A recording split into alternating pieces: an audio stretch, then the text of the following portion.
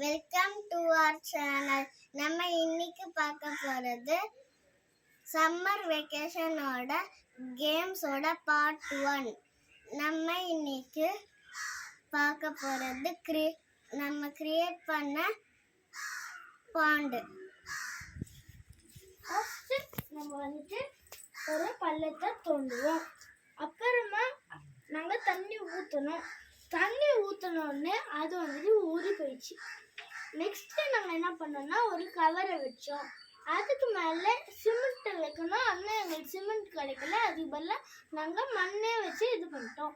ஒரு Rubik cube எடுத்து இதுல போட்டு அடுத்தது நாங்கள் தண்ணி ஊற்றிட்டு நாங்கள் இது பண்ணோம்.